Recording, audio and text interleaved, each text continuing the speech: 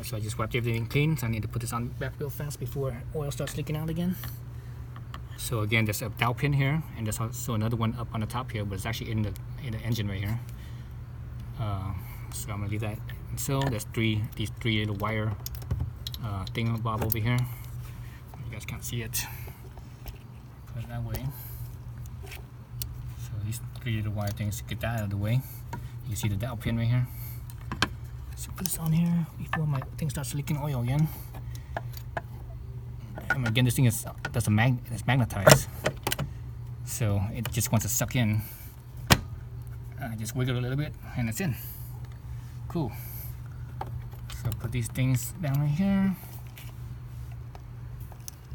If you remember right, the two top here, I think these two top, or was it this two top? No, these two top are the shorter bolts. Everything else is longer. Let's see. So let's see how much it sticks out. Yeah, that's good right there. That's a good amount of stick out. That's how you could tell. You know, if you're not sure, if you're not sure where's what, just put all the bolts in wherever place, and you look at how much it sticks out. Right? See how much it sticks out. If the shorter bolts in the longer spot, look what happens. It doesn't stick out as much. That's when you know, okay, that's not right. It needs to stick out more than that, because there's not enough teeth engagement, not enough thread engagement, basically. And it will, if you tighten it down, it will strip. It will strip your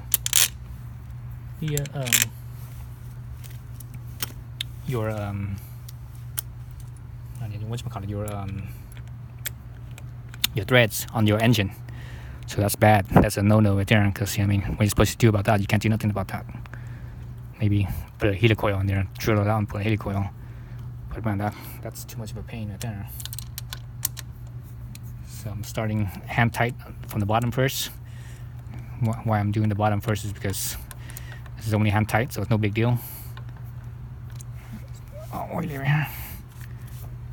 Little oily, slight scratches, no big deal. This thing got over 2,000 miles on the trip home from Arkansas. I think total it was like 2,100 miles from Arkansas to back home.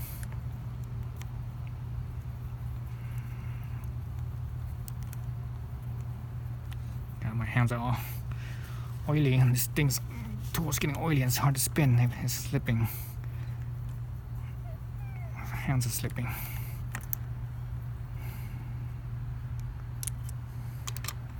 I'll skip this one because this extension I have on here is too long for it.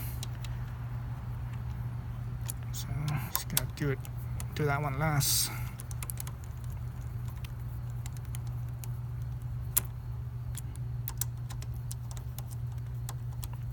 Man, there's so many damn flies buzzing around.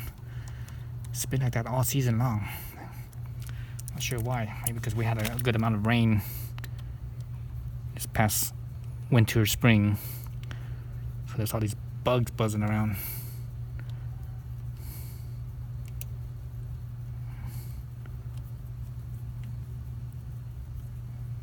Okay, everything's finger tight. Now I could start cinching it down by you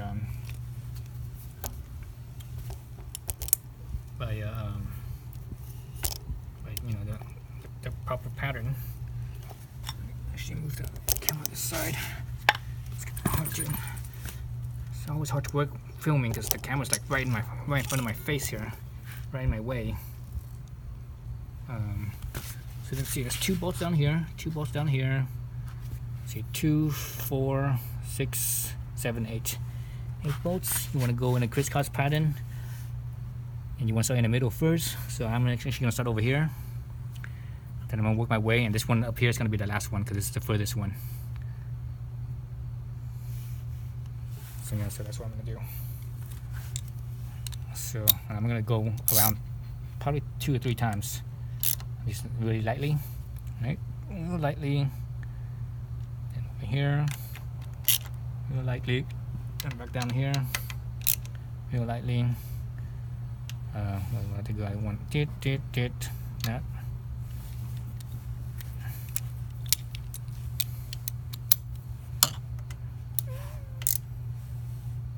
And real light on that one.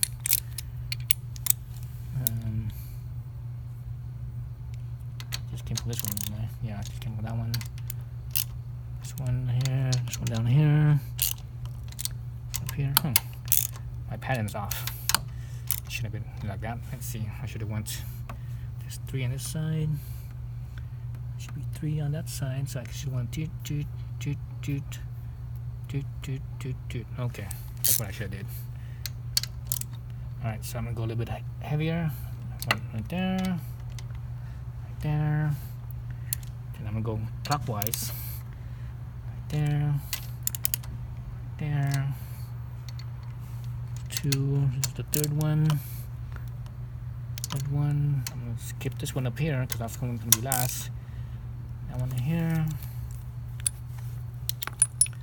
And this one down right here. This one up here. Probably be okay like that, but I'm gonna go one more time.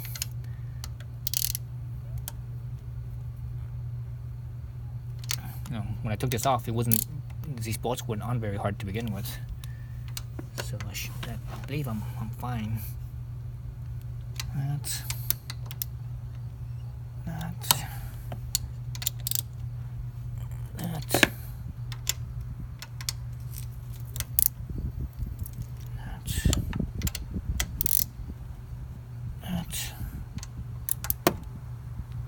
That's it.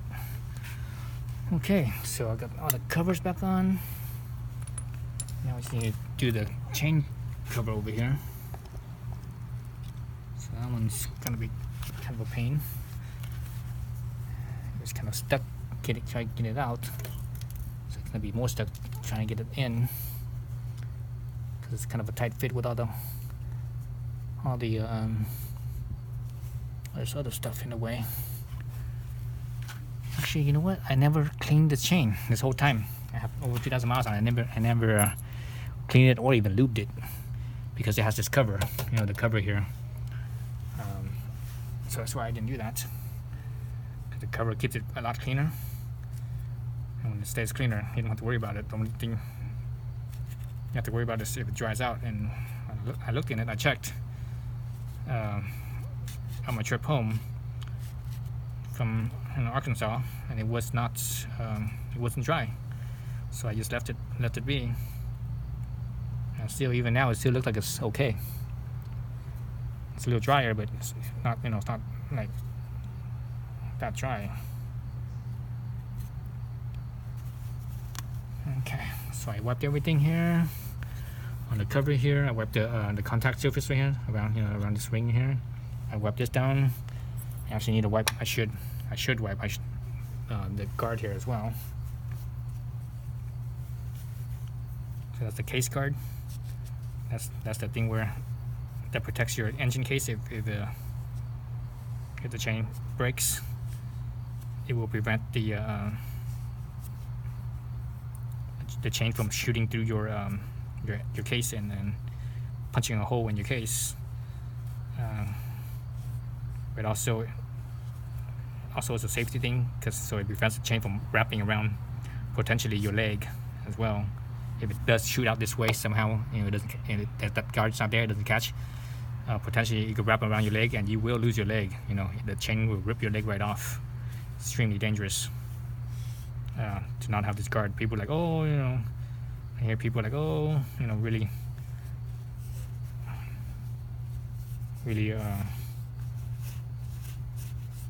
gung-ho about not having it, but it's a bad idea.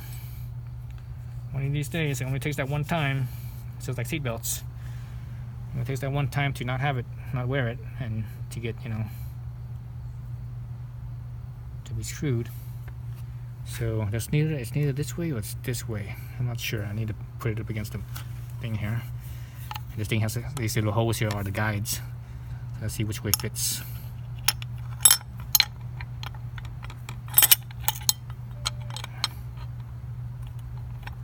So it's not this way because the mounting doesn't line up right here. See that? So it's actually this way around. Oh, they actually did. Oh, look at that. They put glue right here. There's glue. There's a little bit of residue right there. That's glue. I was wondering why that didn't wipe out. I can actually see the residue right here too. And down here. So they actually glued it. They glued it because this thing is a pain in the butt to put on, I believe. I think that's why they did that. I might have to do that too. Let's see if I can get away without. Man, it's gonna be a pain. How did I get it out in the first place?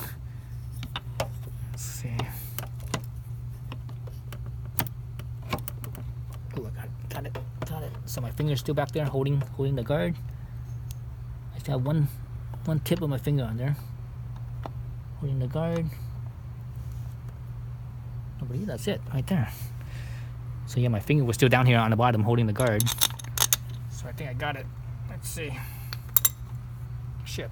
I think I just slipped. God damn it. As long as I hold the case up against the engine, it won't slip out, because remember those two guide pins. Those two guide pins kind of keep it in place. And if I'm sandwich it from both sides, it should not slide out from those guide pins. Okay, that's in.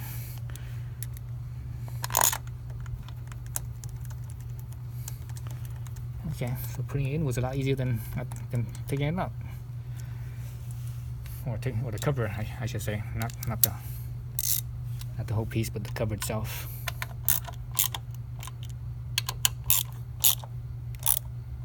So notice how I'm holding this wrench, like so. You know, you don't need to hold it far away, because, you know, these are Allen heads. They don't need that much torque. So that's it. It's a little dirty. Wipe this off a little bit. My greasy hands were, greasy paws were all over it. Get your dirty paws. Get your dirty paws off of me. What was it? Get your dirty, stinking paws off of me. Get your dirty monkey paws off of me. Okay, so that's that. Almost done. Not quite yet. One more thing.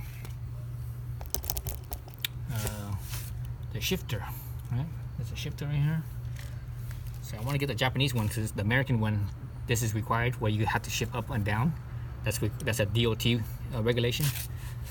But in Japan, the front shifter is the same as the back shifter. So all you need to do is just step down, step down in the front or step down in the back. There's no undertow. And the reason why they do that in Japan is because, this SuperCub is kind of meant as a work vehicle. So maybe when you go to work, you're like dressed up in a suit or whatever, or you have nice shoes on. If you have nice shoes on, you don't want to bring your shoes down underneath here, because over time it will mess up the top of your shoe. Right? So that's why you just want to push down on the here, or push down on the back only. So you're always pushing down on the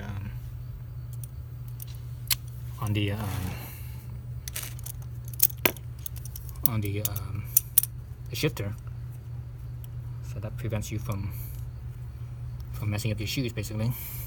That's a very smart idea, but dot regulations, they don't want you to, they're trying to make everything standardized. So that's why they say nope, can't do it. So that was actually one of the things when the SuperCub was a prototype, bringing it over to the US. That was one of the things that delayed, from the rumors, anyways. That's what I heard. I don't know if it's true, but I heard, because they have the Japanese pedal on there, and the DOT wouldn't allow it. So it actually delayed the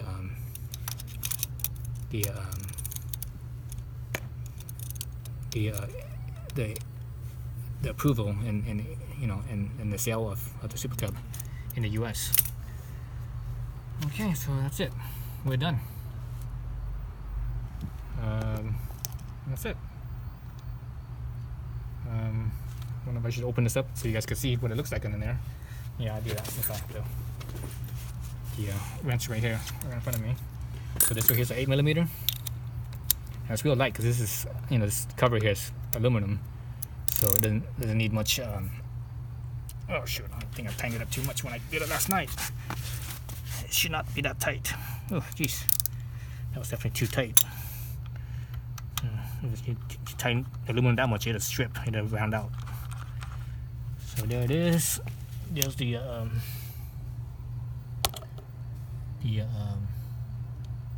nut there, and you can see when you see it, that nut smooth section is actually sitting in the bearing.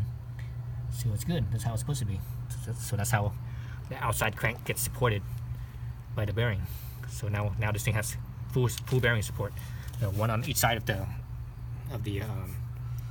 connecting rod, and one on the outside on the where the clutch is, and one on this side where the stator is. So four bearings supporting it. So that will help reduce vibration and such. And theoretically, that should help with longevity as well, because of that reduction in the flywheel, the stator flywheel moving around, wobbling and stuff. This thing will hold it there. So it'll make everything hopefully last longer, run smoother and last longer. Okay, pump it up a little bit, and that's it. We're done. Thanks for watching.